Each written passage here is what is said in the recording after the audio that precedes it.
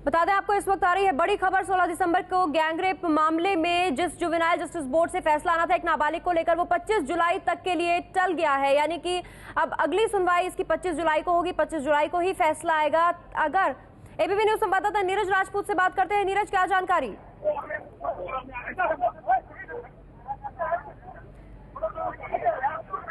नीरज, आप मुझे सुन सकते हैं?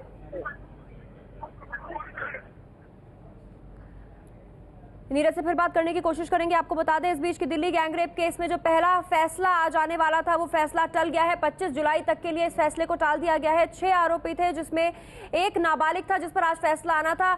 नीरज राजपूत, नीरज, क्या कहा कोर्ट ने? बिल्कुल पल्लवी, अब से कुछ देर पहले ही प्रोसीडिंग शुरू हुई थी कोर्ट में। जो जुवेनाइल को आज फैसला आना था उसके ऊपर जो आरोप लगा था गैंगरेप का, हत्या का, तो उस पर जो है जो जुवेनाइल जस्टिस बोर्ड है उसने 25 जुलाई तक मामला टाल दिया है। यानी कि 25 जुलाई को इस मामले पर फैसला सुनाया जाएगा कि क्या वाकई जो नाबालिग आरोपी है वो दोषी करार पाया गया है। पुलिस की जो रिपोर्ट है, जांच हुई है, उसमें यह नहीं पाया गया है। इसका फैसला 25 जुलाई को आएगा। कोर्ट ने अपना फैसला 25 जुलाई तक के लिए टाल दिया है।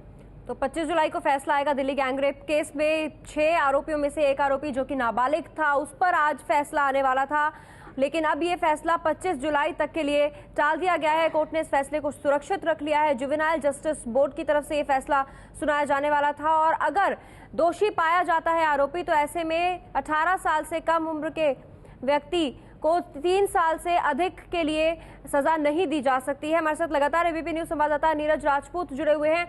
नीरज, कोर्ट ने और क्या कहा?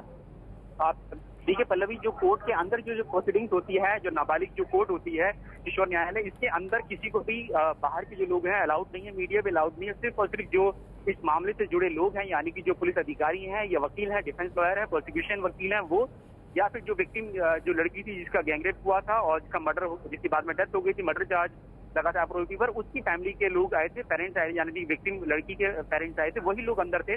सिर्फ जो वकील हैं बाहर आकर उन्होंने बताया, जो पुलिस अधिकारी उन्होंने बताया कि मामला जो है कोर्ट ने 25 जुलाई तक के लिए टाल दिया, यानी कि जो फैसला आएगा वो 25 जुलाई को ही आएगा इस पूरे मामले पर। आपसे जानना चाहेंगे नीरज, ये जो आरोपी है इस पर कौन कौन से चार्ज लगे हैं, कितने चार्ज लगे हैं कुल? बिल्कुल पल्लवी, जो आरोपी नाबालिग आरोपी है, इस पर 18 जो है आईपीसी की सेक्शंस लगी हैं, जिसमें मर्डर की सबसे बड़ी है 302 है, किडनैपिंग है 365 है और साथ ही गैंगरेप है यानी 376(2) है, अननेचुरल सेक्स है 377 है, साथ ही लूटपाट और डकैती की चार्जेस लगे हैं। कॉमन इंटेंशन की यानी कि 34 की आईपीसी की धारा 34 लगी है, यानी कि सभी जो आरोपी थे उन सबकी एक ही मंशा थी और साथ ही 120B क्रिमिनल कॉन्स्पिरेसी यानी कि आपराधिक साजिश रचने का आरोप।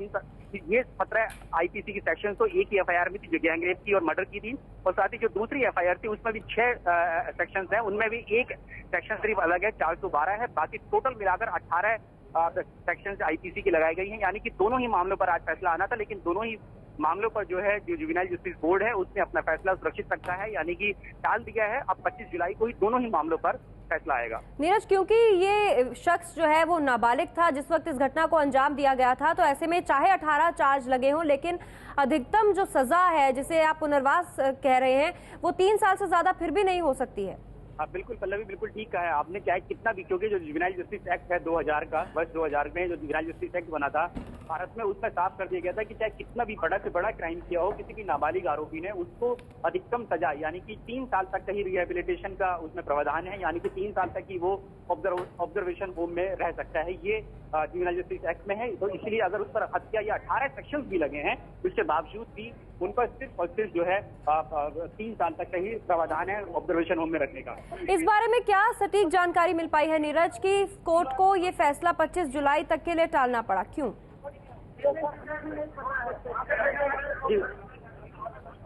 जी पल्लवी, नीरज, कोर्ट ने फैसला 25 जुलाई तक के लिए क्यों टाला है, इस बारे में क्या जानकारी मिल पाई है आपको?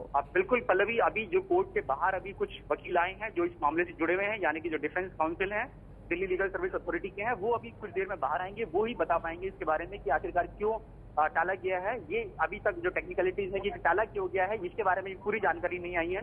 जैसे ही जो वकील हैं बाहर आएंगे, क्योंकि जो जुवेनाइल जस्टिस एक्ट के तहत जो है जो भी प्रावधान है उसमें जो मीडिया या कोई भी जो बाहर के लोग हैं वो अंदर कोर्ट में नहीं जा सकते हैं, किशोर न्यायालय में नहीं जा सकते हैं।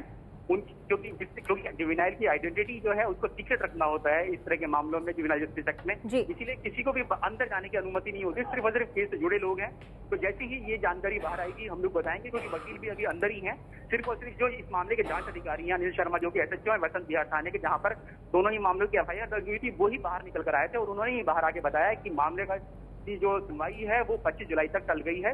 जो एसएचओ अनिल शर्मा वही इस मामले के, दोनों ही मामलों के जांच अधिकारी भी हैं, उन्होंने ही ये जानकारी, और जो पब्लिक प्रोसिक्यूटर थे वो बाहर आके उन्होंने ये जानकारी दी। सिर्फ और सिर्फ इतना कहा कि मामले की सुनवाई जो है अब, यानी कि जो फैसला है वो 25 जुलाई तक टल गई है, 25 जुलाई को ही फैसला आएगा। यानी आप ये कह रहे हैं नीरज कि वो आरोपी दोषी है या नहीं है, और उसके बाद जो फैसला सुनाया जाता है, ये पूरी जो प्रक्रिया होगी वो 25 जुलाई को होगी। अब बिल्कुल, जो प्रक्रिया है पूरी, जो भी कानूनी प्रक्रिया है, क्योंकि ये माना जा रहा था कि सारी जो आर्ग्यूमेंट्स है वो कंप्लीट हो चुकी है। पिछली सुनवाई जो हुई थी 5 जुलाई को, यानी उसमें आज फैसला ही आना था, तो इस फैसले को जो है वो 25 जुलाई तक के लिए टाल दिया गया है।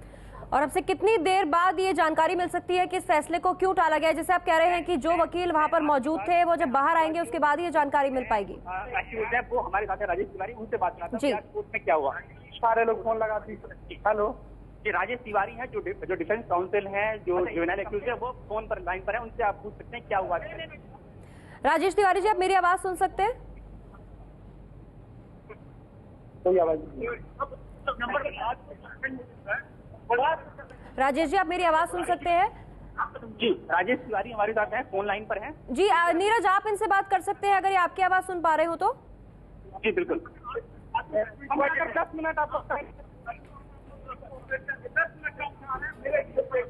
नीरज, हम चाहेंगे कि आप राजेश जी से बात करें।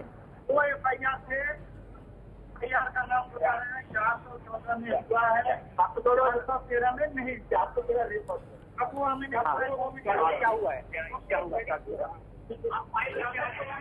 क्या हुआ?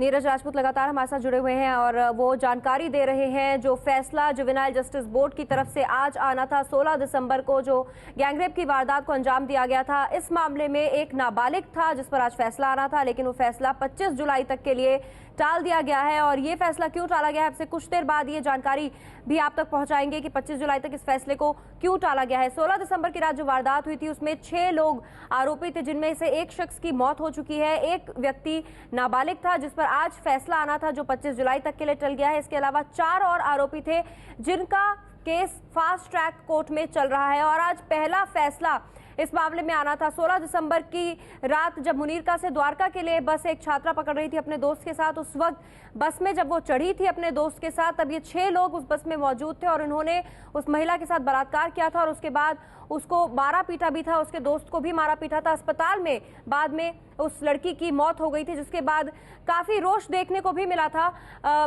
लोगों में। लेकिन अब पहला फैसला इस मामले में जो आज आने वाला था जुवेनाइल जस्टिस बोर्ड की तरफ से, क्योंकि एक व्यक्ति नाबालिग है जिसपे 18 चार्ज लगे हुए हैं, उसके बाद वो फैसला अब नहीं आया है। 25 जुलाई तक के लिए इस फैसले को टाल दिया गया है। तो दिल्ली गैंगरेप में पहला फैसला टाल दिया गया है। इस पर जो भी अपडेट होगा वो आप तक पहुंचाएंगे।